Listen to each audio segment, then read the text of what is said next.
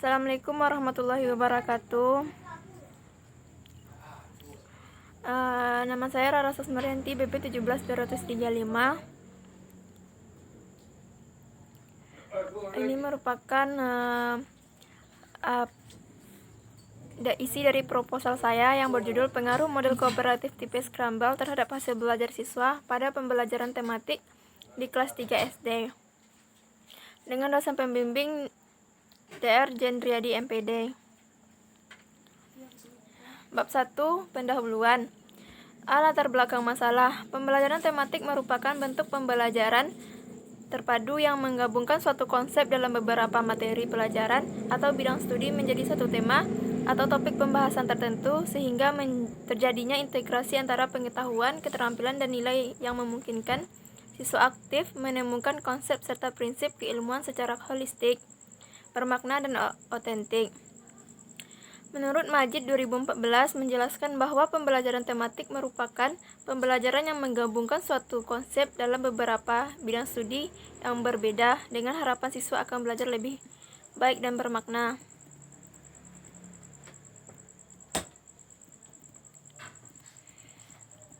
Dalam usaha melibatkan siswa agar menunjukkan efektivitas yang sangat tinggi bagi pemerolehan hasil belajar siswa, baik dilihat dari pengaruhnya terhadap penguasaan materi, pelajaran, maupun dari pengembangan dan pelatihan sikap serta keterampilan sosial yang sangat bermanfaat bagi siswa dalam kehidupannya di masyarakat, maka dibutuhkan pembelajaran yang lebih menarik. Salah satu model pembelajaran yang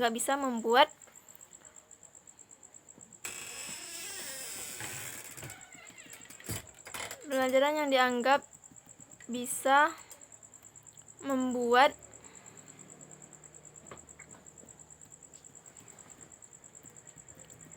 siswa menunjukkan efektivitas serta berpengaruh terhadap hasil belajar siswa adalah model pembelajaran kooperatif tipe Scramble.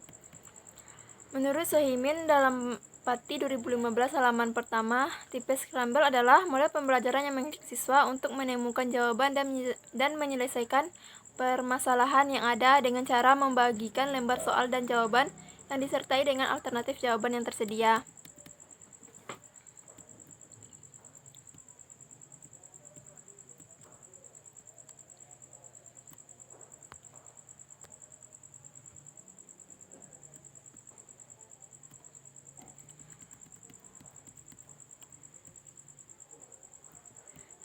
Yang B yaitu identifikasi masalah. Dari latar belakang masalah yang dikemukakan di atas, maka keadaan yang ditemui adalah: yang pertama, belum adanya kerjasama antar siswa dalam proses pembelajaran. Yang kedua, proses pembelajaran yang dilakukan guru belum membantu siswa mengingat apa yang telah mereka pelajari dan memuji kemampuan dan pengetahuan terhadap apa yang mereka pelajari. Yang ketiga, guru belum menggunakan metode yang menyenangkan dalam mengulang pembelajaran sebelumnya. Yang keempat yaitu siswa tidak dibiasakan untuk menyampaikan pendapatnya. Yang kelima, proses pembelajaran masih berpusat pada guru, teacher center, sehingga siswa menjadi pasif dan tidak serius dalam mengikuti pembelajaran. Yang keenam yaitu hasil belajar siswa masih banyak yang berada di bawah kriteria ketuntasan minimal atau KKM pada mata pelajaran tematik terpadu. Yang ketujuh, penerapan model pembelajaran kooperatif tipe Scramble belum pernah dilakukan pada pembelajaran tematik di SD. Yang selanjutnya yaitu pembatasan masalah. Karena keterbatasan waktu, biaya, dan tenaga agar penulis ini menjadi lebih terarah dan terpusat, maka perlu dilakukan pembatasan masalah pada hal-hal berikut. Yang pertama, kelas yang dijadikan objek penelitian adalah kelas 3 SD. Yang kedua, hasil belajar yang dinilai adalah kemampuan kognitif, efektif, dan psikomotor siswa yang tercermin dari hasil tes belajar yang dilakukan pada akhir penelitian. Yang ketiga, model pembelajaran yang digunakan adalah model pembelajaran kooperatif tipe Scramble. Selanjutnya yaitu perumusan masalah. Berdasarkan latar belakang di atas, maka yang menjadi rumusan masalah dalam penulisan ini adalah: yang pertama, apakah hasil belajar siswa yang menggunakan model pembelajaran kooperatif tipe Scramble lebih tinggi daripada hasil belajar siswa yang menggunakan metode konvensional? Yang kedua, Apakah terdapat perbedaan yang signifikan antara hasil belajar siswa yang menggunakan model yang menggunakan model pembelajaran kooperatif tipe Scramble dengan hasil belajar siswa yang menggunakan metode konvensional? Selanjutnya, tujuan penelitian. Sesuai dengan masalah penelitian serta hipotesis yang akan dibuktikan, maka penelitian ini bertujuan untuk yang pertama, untuk menguji apakah hasil belajar siswa yang dipelajari dengan menerapkan model pembelajaran kooperatif tipe Scramble lebih tinggi dibandingkan dengan hasil belajar siswa dengan metode konvensional.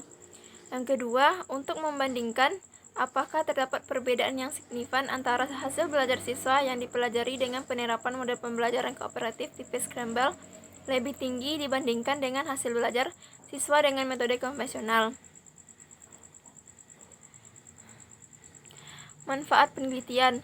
Sesuai dengan masalah penelitian serta hipotesis yang akan dibuktikan, maka manfaat penelitian adalah yang pertama bagi kepala sekolah, yaitu sebagai acuan dalam menyarankan kepada guru untuk memilih pendekatan pembelajaran yang tepat dan akurat yang ingin dipakai dalam proses pembelajaran. Yang kedua, bagi guru sebagai masukan untuk meningkatkan efektivitas pelaksanaan pembelajaran dan sebagai pedoman untuk mempermudah proses belajar dengan menggunakan kooperatif tipe Scramble. Yang ketiga, yaitu bagi siswa, mempermudah hasil belajar siswa dan pemahaman siswa dalam memahami materi pembelajaran tematik sehingga pembelajaran lebih bermakna. Yang keempat, bagi penulis, yaitu menambah wawasan penelitian dan menambah pengetahuan tentang penggunaan kooperatif tipe Scramble sebagai masukan pengetahuan dalam rangka pengaruh hasil belajar siswa di SD dan sebagai persyaratan dalam mendapatkan gelar sarjana pendidikan.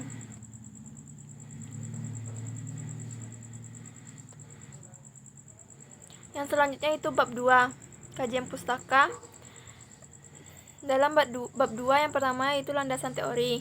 Yang pertama, hakikat pembelajaran. Pengertian pembelajaran. Pembelajaran adalah suatu usaha untuk membuat siswa belajar atau suatu kegiatan untuk membelajarkan siswa. Mengacu pada KTSP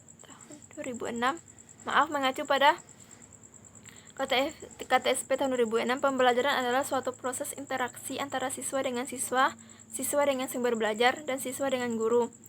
Menurut Iskandar 2009 halaman 98, pembelajaran adalah seperangkat kegiatan belajar yang dilakukan siswa. Kegiatan pembelajaran ini akan menjadi bermakna bagi siswa jika dilakukan dalam lingkungan yang nyaman dan memberikan rasa aman bagi siswa.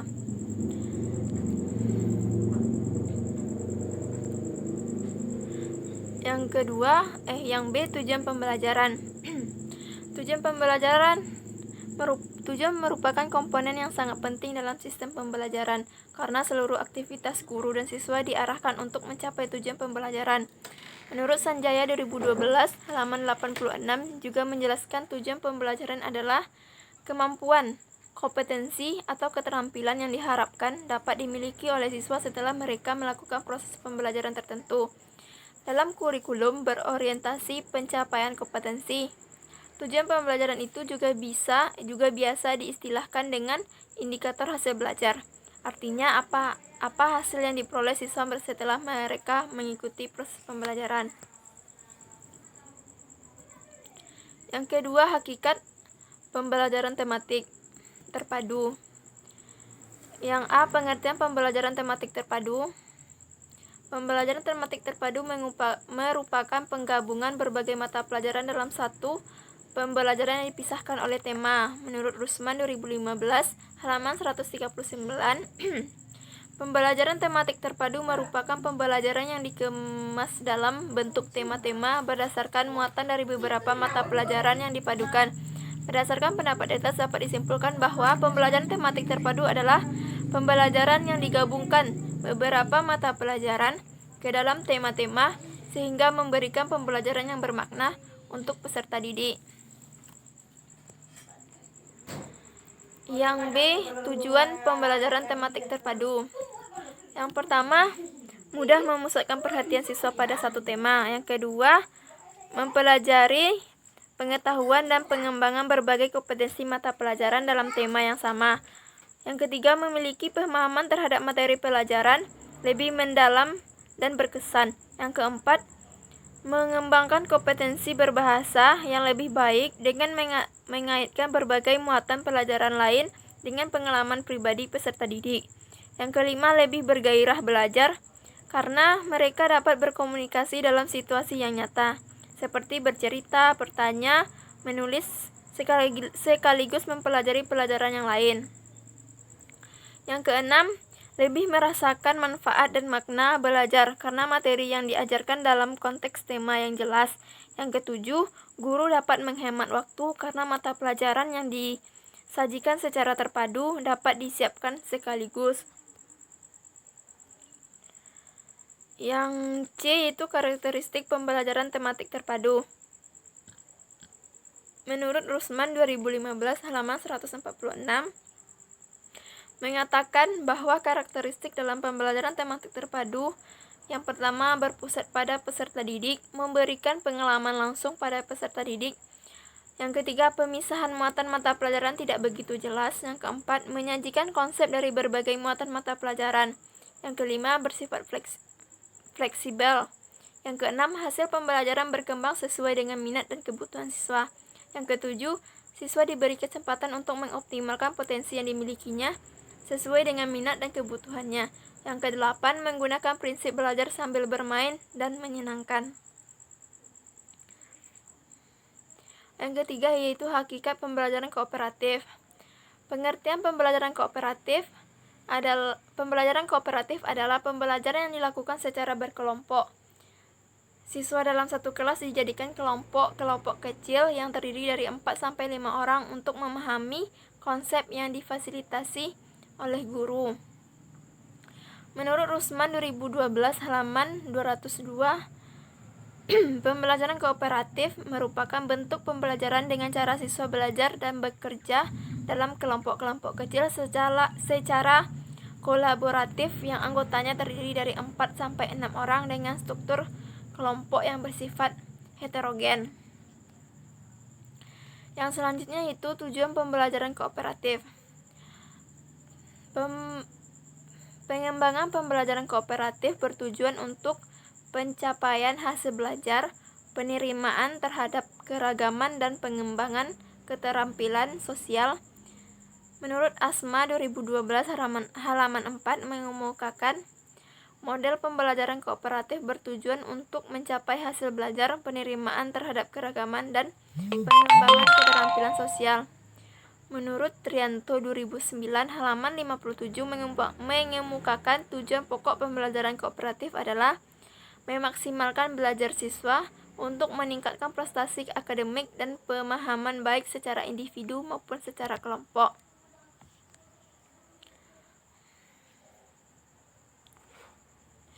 Selanjutnya, prinsip pembelajaran kooperatif. Pembelajaran kooperatif tidak sekedar belajar dalam kelompok. Menurut Roger dan David dalam Rusman 2012 halaman 212, terdapat 5 prinsip yang harus dilaksanakan dalam model pembelajaran kooperatif. Yang pertama, prinsip ketergantungan positif.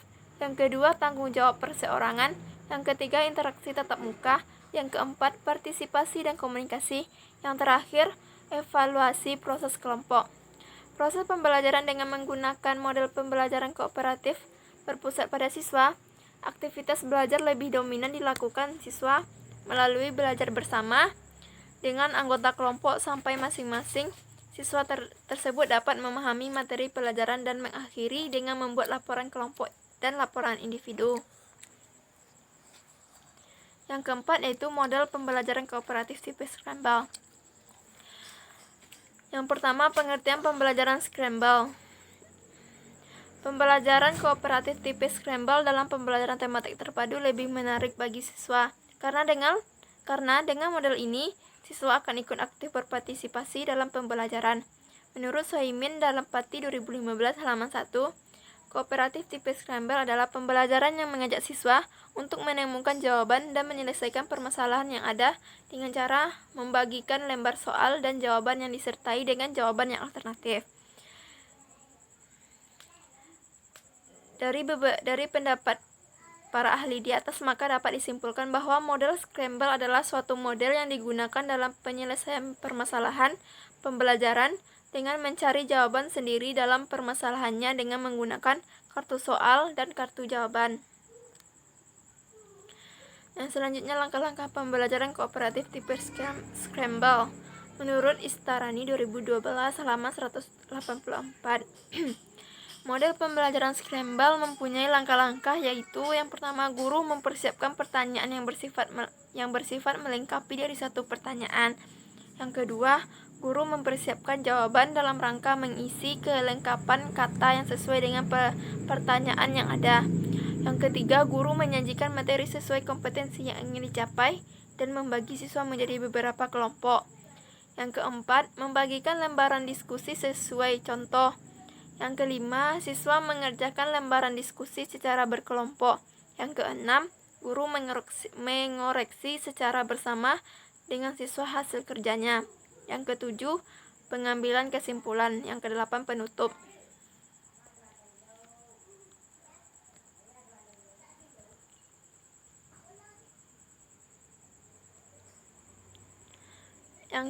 Yang C, kelebihan model pembelajaran scramble. Setiap model pembelajaran pasti memiliki kelebihan, begitu juga dengan model pembelajaran scramble. Menurut Istarani 2012 halaman 185. Kelebihan model pembelajaran scramble yaitu antara lain yang pertama, melatih siswa dalam berpikir cepat. Yang kedua, dapat mempermudah siswa dalam menguasai materi ajar. Sebab siswa hanya melengkapi suatu pertanyaan di mana jawabannya sudah dipersiapkan. Hanya saja siswa tinggal mencocokkannya saja. Yang ketiga, dapat mempermudah guru dalam menyampaikan materi ajar. Sebab dengan menunjuk pada kertas yang telah ditentukan, siswa akan mempelajari secara seksama. Yang keempat, meningkatkan motivasi belajar siswa karena dilengkapi dengan kerja yang telah dipersiapkan sebelumnya. Yang kelima, melatih siswa untuk berpikir secara kritis, sebab tanpa ada pikiran yang kritis, ia tidak akan mampu melengkapinya. Yang selanjutnya itu hasil belajar. Hasil belajar sering digunakan sebagai ukuran yang utama bagi prestasi siswa yang diperoleh dari kegiatan pembelajaran. Hasil belajar adalah kemampuan yang dimiliki siswa setelah ia menerima pengalaman belajarnya. Menurut Dimyati dan Mujiono 2002 halaman 200, hasil belajar merupakan hal yang dapat dipandang dari dua sisi, yaitu sisi siswa dan sisi guru. Dari sisi siswa, hasil belajar merupakan tingkat perkembangan mental yang lebih baik bila dibandingkan pada saat sebelum belajar. Sedangkan dari sisi guru, hasil belajar merupakan saat terselesaikannya bahan pelajaran. Hasil belajar sangat erat kaitannya dengan belajar atau proses belajar. Menurut Hamalik 2008 halaman 186, hasil belajar adalah bila seseorang telah belajar, akan terjadi perubahan tingkah laku pada orang tersebut. Misalnya, dari tingkah laku menjadi tahu dan dari tidak mengerti menjadi mengerti. Yang selanjutnya, kerangka berpikir. Pada pembelajaran tematik terpadu menggunakan model kooperatif tipe scramble dilaksanakan setelah semua perangkat pembelajaran disediakan, seperti skenario pembelajaran, media, dan alat peraga yang dibutuhkan, lembaran observasi, alat evaluasi berupa pertanyaan-pertanyaan dan tugas-tugas yang harus dikerjakan siswa. Hal ini akan meningkatkan kualitas pembelajaran sehingga hasil belajar siswa akan meningkat. Yang selanjutnya, hipotesis. Hipotesis merupakan jawaban sementara dari suatu penelitian. Berdasarkan pada latar belakang yang telah dikemukakan sebelumnya, maka penulis mengemukakan hipotesis dalam penelitian ini, yaitu yang pertama, hasil belajar siswa yang menggunakan model pembelajaran kooperatif tipe scramble lebih tinggi daripada hasil belajar siswa yang menggunakan metode konvensional pada pembelajaran tematik terpadu. Yang kedua, terdapat perbedaan yang signifikan antara hasil belajar siswa yang menggunakan model pembelajaran kooperatif tipe scramble dengan hasil belajar siswa yang menggunakan metode konvensional pada pembelajaran tematik terpadu. Selanjutnya bab 3, itu metode penelitian. Yang pertama, jenis penelitian. Jenis penelitian ini adalah penelitian eksperimen.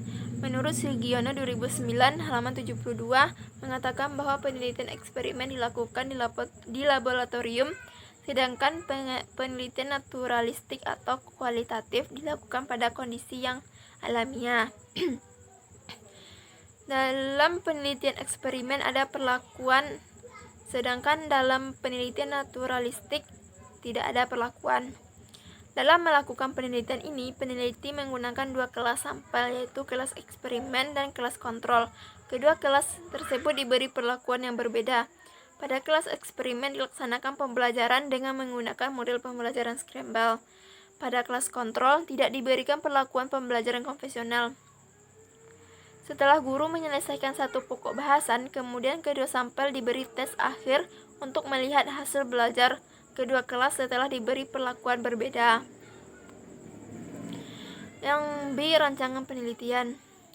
Rancangan penelitian eksperimen digunakan adalah randomized control group post test only design. Menurut Sugiono 2009 halaman 76, dalam hal ini terdapat dua kelompok yang masing-masing dipilih secara random. Kelompok pertama diberi perlakuan X dan kelompok yang lain tidak. Kelompok yang diberi perlakuan disebut kelompok eksperimen dan kelompok yang tidak diberi perlakuan disebut kelompok kontrol. Yang C, populasi dan sampel. Populasi merupakan keseluruhan dari objek penelitian. Menurut Sugiono 2009 halaman 80, populasi adalah wilayah generalisasi yang terdiri atas objek atau subjek yang mempunyai kualitas dan karakteristik tertentu yang ditetapkan oleh peneliti untuk dipelajari dan kemudian ditarik kesimpulannya. Populasi dalam penelitian ini adalah siswa kelas 3 SD. Yang kedua, sampel. Sampel adalah bagian dari populasi. Segala karakteristik populasi tercermin dalam sampel yang diambil. Sugiono 2009 halaman 81 menyatakan bahwa sampel adalah bagian dari jumlah dan karakteristik yang dimiliki oleh populasi tersebut. Mengingat keterbatasan peneliti, maka penelitian dilakukan terhadap sampel yang mewakili populasi. Agar terpusatnya penelitian ini dalam pencapaian tujuannya, maka diambil kedua kelas dari populasi sebagai sampel penelitian. Selanjutnya, D, variabel dan data. Yang pertama, variabel. Variabel merupakan faktor yang berperan penting dalam penelitian. Menurut Sugiono 2009 halaman 38, variabel penelitian adalah atribut seseorang atau objek yang mempunyai variasi antara satu orang dengan yang lain. Variabel dalam penelitian ini yaitu yang pertama, variabel bebas. Variabel bebas adalah variabel yang mempengaruhi atau yang menjadi sebab perubahan atau timbulnya variabel terikat. Variabel bebas dalam penelitian ini adalah perlakuan yang diberikan pada sampel penelitian, yaitu pengaruh model scramble terhadap tematik terpadu pada kelas eksperimen dan metode pembelajaran konvensional pada kelas kontrol. Yang kedua, variabel terikat. Variabel terikat adalah variabel yang dipengaruhi atau yang menjadi akibat karena adanya variabel bebas. Variabel terikat dalam penelitian ini adalah hasil belajar siswa yang diperoleh berdasarkan tes yang diberikan pada ketika akhir penelitian. Yang kedua, data. A, jenis data. Jenis data yang akan digunakan dalam penelitian ini adalah data kuantitatif. Data kuantitatif adalah data yang berwujud angka, maka data kuantitatif yang diambil dari data nilai hasil belajar siswa kelas 3 SD setelah diberikan perlakuan. Yang B, sumber data. Yang pertama, data primer, yang kedua, data sekunder. Data primer adalah data yang langsung dari subjek yang diteliti. Dalam penelitian ini, data primer berupa hasil tes belajar yang bersumber dari kelas eksperimen dan kelas kontrol dari hasil belajar siswa yang diperoleh dari nilai tes akhir siswa kelas 3 SD. Yang kedua, data sekunder adalah data yang diperoleh dari sumber lain. Dalam penelitian ini, data sekunder berupa nilai ulangan harian pembelajaran tematik terpadu yang berupa soal pilihan ganda. Yang E, prosedur pelaksanaan penelitian. Yang pertama, tahap persiapan, di mana tahap persiapan ini yang pertama menentukan tempat dan jadwal penelitian, yang kedua menentukan populasi dan sampel, yang ketiga menentukan kelas kontrol dan kelas eksperimen, yang keempat mempersiapkan rencana pelaksanaan pembelajaran atau RPP, yang selanjutnya membuat lembar diskusi siswa dan lembar jawaban diskusi siswa, yang selanjutnya membuat kisi-kisi soal uji coba tes, yang terakhir menyiapkan soal tes akhir dan kunci jawaban. Yang kedua, tahap pelaksanaan. Pelaksanaan proses pembelajaran untuk kedua kelas tidak sama.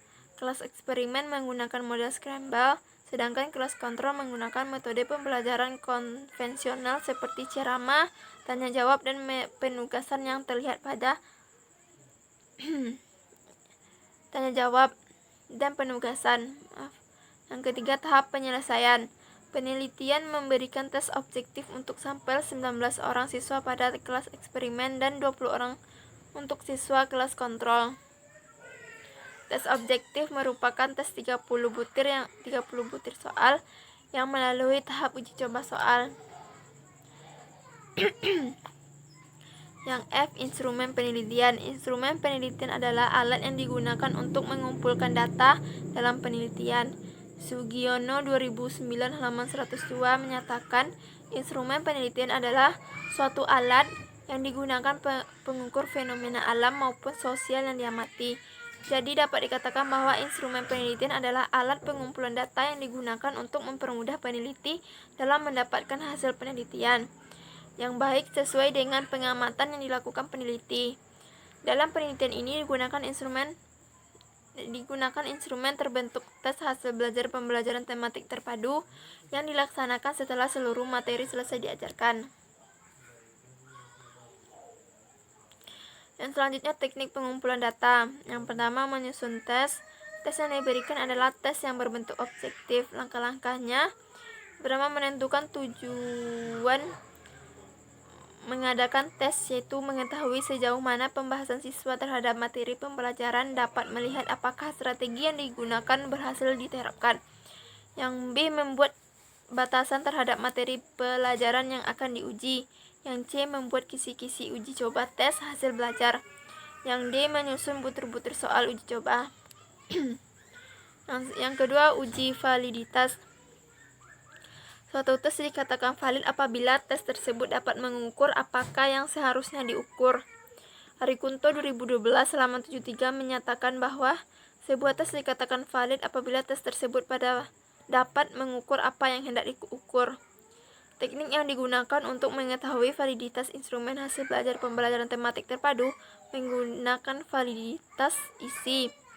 Untuk mendapatkan tes yang valid dilakukan dengan langkah sebagai berikut. Yang pertama, membuat kisi-kisi tes yang akan diujikan. Yang kedua, menyusun butir-butir soal. Yang ketiga, memvalidasi tes dengan satu orang dosen dan satu orang guru di sekolah peneliti.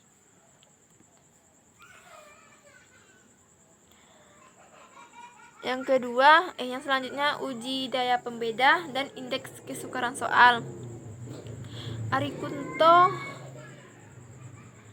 2012 halaman 226 mengemukakan bahwa daya pembeda soal adalah kemampuan sesuatu soal untuk membedakan antara peserta didik yang pandai atau berkemampuan tinggi dengan peserta didik yang bodoh atau berkemampuan rendah. Angka yang menunjukkan besarnya daya pembeda disebut indeks diskriminasi, disingkat D. D besar, seperti hanya indeks kesukaran. Indeks diskriminasi atau daya pembeda ini berkisaran antara 0,00.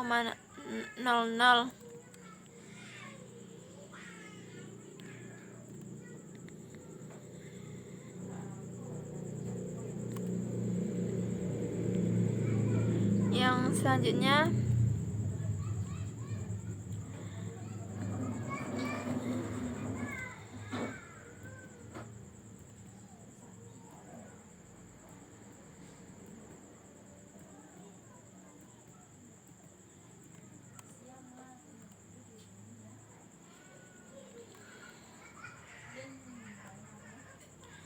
di antara 0,00 sampai 1,00. Indeks yang selanjutnya itu indeks kesukaran soal. Tingkat kesukaran soal adalah besaran yang digunakan untuk menyatakan apakah suatu soal termasuk dalam kategori mudah, sedang, atau sukar. Sebagaimana yang diungkapkan Ari Kunto 2012 halaman 203, bilangan yang menunjukkan sukar dan mudahnya sesuatu soal disebut indeks kesukaran. Besarnya indeks kesukaran antara 0,0 sampai dengan 1,0. Indeks kesukaran ini menunjukkan taraf kesukaran soal.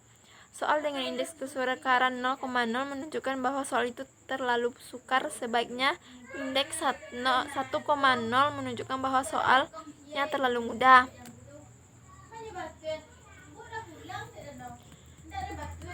Selanjutnya uji reliabilitas. Ari Kunto 2012 halaman 100 mengemukakan bahwa reliabilitas berhubungan dengan masalah kepercayaan. Suatu tes dapat dikatakan mempunyai taraf kepercayaan yang tinggi jika tes tersebut dapat memberikan hasil yang tetap.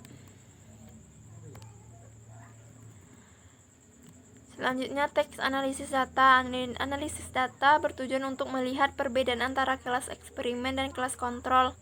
Agar mendapatkan kesimpulan tentang hasil penelitian, maka dilakukan dengan hasil hipotesis secara statistik non-parametrik untuk mengetahui apakah hasil belajar siswa kelas eksperimen lebih tinggi dari kelas kontrol. Sesuai dengan tujuan penelitian, maka dilakukan uji hipotesis 2 sampel independen. Setelah data terkumpul dari hasil pengumpulan data, maka langkah berikutnya adalah mengelola data atau menganalisis data. Karena data dalam penelitian ini berupa data kuantitatif, maka cara pengolahannya menggunakan teknik statistik.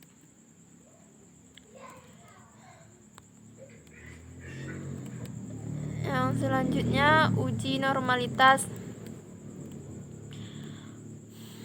Uji normalitas dilakukan secara parametrik dengan menggunakan penafsiran rata-rata dan simpangan baku, maka akan diperlihatkan uji kenormalan secara non-parametrik. Yang selanjutnya uji homogenitas. Uji homogenitas bertujuan untuk menjelaskan apakah kedua kelompok sampel berasal dari populasi yang mempunyai varian yang homogen atau tidak. Untuk pengujinya dilakukan uji F. Yang selanjutnya uji hipotesis. Setelah normalitas dan homogenitas diperoleh hasilnya, langkah selanjutnya adalah uji T, tes statistik untuk menguji hipotesis. Untuk menguji hipotesis digunakan uji kesamaan dua rata-rata. Syukron, itulah isi dari proposal saya. Untuk itu saya ucapkan terima kasih.